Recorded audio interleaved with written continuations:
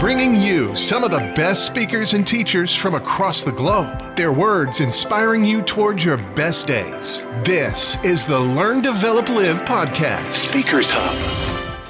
Good morning! This is the Learn, Develop, Live podcast, and I'd like to welcome you to the Speaker Hub. My name is still Chris Jaggs, and I'd like to ask, I'd like to know, how are you doing today? Are you having a great day so far? In this fast-paced world, sometimes it's just nice to ask how someone is, you know? So I hope all is good. I hope you had an incredible week so far, and the world carries on turning well for you. From the rags to riches story, Curtis Jackson, known as 50 Cent, has risen up to become a world-famous rapper, actor, and businessman. Selling over 30 million albums worldwide, 50 Cent has also done the business on screen. Some people have said the way he speaks is more inspirational than some of the biggest speakers out there. So here's 50. How much you feel like you're prepared for something. It never happens on your time, like when you think you're ready. It always happens when it's supposed to happen. Because the period that you feel ready and people are not acknowledging the material the way you feel like they should because it's good, is the time that you actually develop skin thick enough to survive when it does work. Look, there's going to be people unhappy with the success that you have regardless. You know, without knowing who you are, individuals could look and just judge you and say, I don't like that. He got that diamond goat on his neck. Why'd he put that there? You got to be a certain kind of person because he liked diamond. And then they could just assume that anything they would like to register negative, they can just register it negative. Some people, they have the trait of, like, let's say the person's across the street, they look at you, they don't like you from across the street. Some people feel the need to go across the street to say, why, I'm a good person. I don't give a f. I genuinely don't give a f about how those people feel about me across the street because they don't care about me. Is it okay for me not to care about people that don't care about me? I mean, like the simple things, like if you look and you go, it would be entertaining for them to see me in crisis. So if you saw that and you go, why would you care about a person who would like you to see under the worst circumstances you could be under? I feel like you can will yourself into a good space. Things that are meant to happen will. And if you believe in yourself enough, you can help yourself learn. You can inspire yourself in different ways where you can actually discipline yourself, to the point that you can become good enough. Like from 97, like when I started writing, it was full time. Like every day I was writing music because I had no choice. If I was gonna stop hustling, then how was I gonna provide or continue the lifestyle that I created for my son's mom, my son, and myself? I was ready in 97. And I didn't have a major record company marketing to promote my project until 2003. So for that time period, I had to run on my own energy.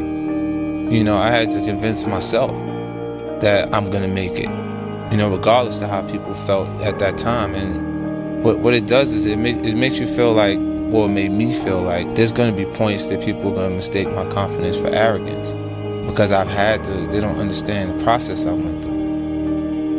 Whether it's your actual blood relatives or people that you've developed relationships over time that created value.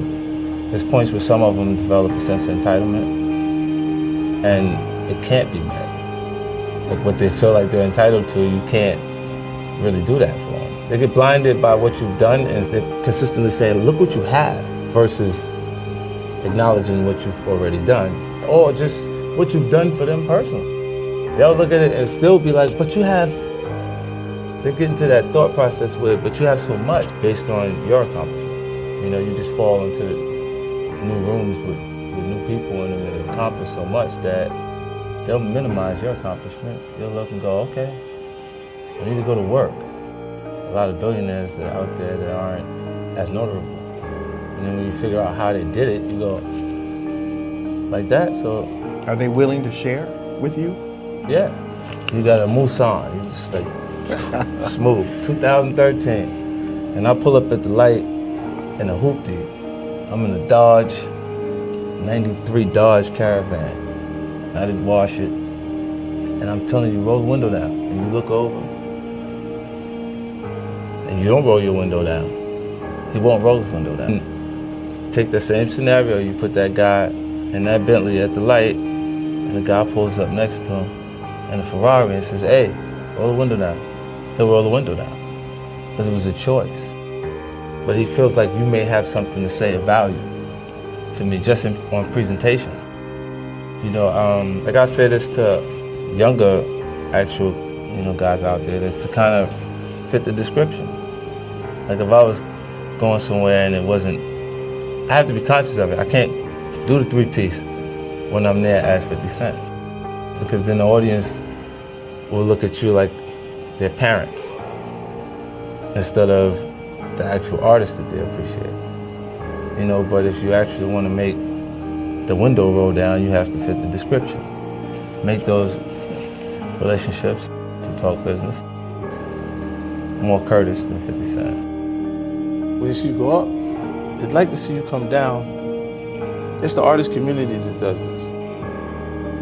It's your fellow artist that does this to you. Because they look and they go, if you go up and you stay up, then how am I gonna have my shot? This is why they go, oh no, the first album's fire. You don't notice everybody's first album is fire? Why do they say that? They say that to every artist. They'll go Illmatic, they'll go Reasonable Doubt, they'll go Get Rich or Die Trying, Biggie, Ready to Die. All these albums, the first album. They'll pick that one and say that one was a classic. No matter what they do afterwards, they won't compare that material to that album. I try not to let things that affect me that I can't change. Right. You can't change publicly how people perceive you. At points you see the harshest things ever. You think the timing will just be, you just be in an emotional state where you can't really, you're not tough at the moment. Sensitive because you're not paying attention and you see some shit publicly that a person said about you that you go, whoa. And it really bothers you that the person just said that, no matter who you are. And I just don't allow that to create a new vulnerability for me. I allowed it to not matter. You make investments in different things. Sometimes they win, sometimes they don't. More losses than wins, but when you do win, you win so big, it makes up for everything. And that's been the journey, the experience. And then when I shift to do things in a different way, like people look now and say they're feeling momentum of me in television now, right? But I started this 10 years ago. I lost you don't see my losses. Like it happens, periodically. I don't usually see people excited leaving the tables in Vegas if they didn't put chips on the table. The most ruthless people that you run into are going to be people that are just focused and not necessarily taking your life into consideration while they're taking theirs. It's like the district attorney's office that she wants the conviction so she can move up and her career can be good. She'll give you 100 years. And you go, why so much? Like, why you had to do that? And it was like, what? You did it. In her mind, it's her doing her job and her moving up to the next level, and she'll just knock you over. You just become collateral damage. There's more ruthless people in the business world than in the street. Like they just have subtleties to their tactics. How they do things is more, it's not confrontational. It's just, but they're doing it right in front of you. How they're structuring the actual deal, things that they're doing. It's like taking the money for you. Look, robbery, at least it will give you the courtesy of showing you the gun so you can have those anxieties and feel those feelings that you would feel when you're being robbed. They'll do it on a piece of paper where you feel nothing. And just rob you right there. You see what I'm saying? Yeah. So it's the same tactics with a different approach. And a lot of them, the people that do this comfortably, like hand you the contract, the thing that they're not conditioned for is direct conflict. And that the circumstances I grew under absolutely have to be prepared for it. Like the fighters, they look good after they have 8 weeks of training and they focus their mind for 8 weeks straight. You got 8 seconds in the street. You got 8 seconds to adjust and do what you gotta do. But once you get, look, to entertain is to provoke emotions, right? So If the person doesn't love me, I'd like for them to hate me, so I can mean enough to them, right? It would just mean that I meant enough for them to have feelings towards me. Because if you don't like me, then I don't matter. I wouldn't even exist to you if you don't hate me. At least let me get that energy out of you. It's okay as long as you care enough about it to have feelings. Because that's what it is to entertain. I think the things you go through make you who you are. So I don't regret those things.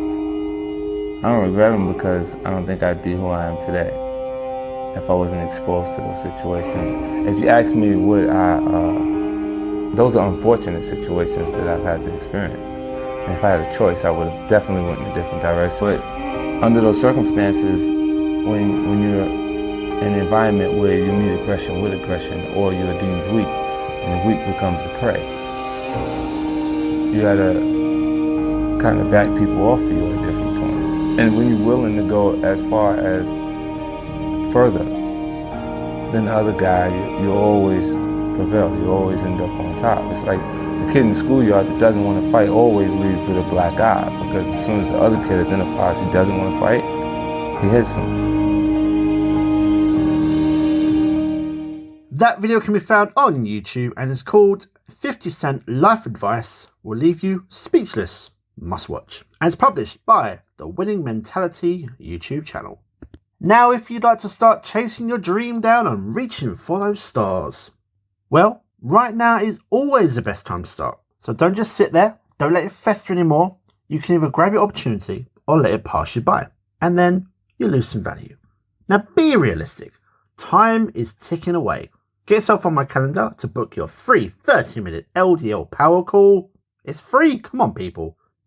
Let's get you moving in the right direction before you lose sight of it. But what's the realistic outcome if you don't try? You ignore it, or you let your opportunity sit there untouched because you haven't taken any action. You know it makes sense? Book the call. Let's speak soon. As for today, enjoy the rest of your day, and I'll see you in the next one.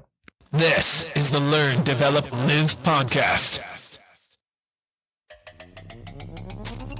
Thanks for listening. You can find more motivation and inspiration at learndeveloplive.com. And we'll be back to inspire you again tomorrow.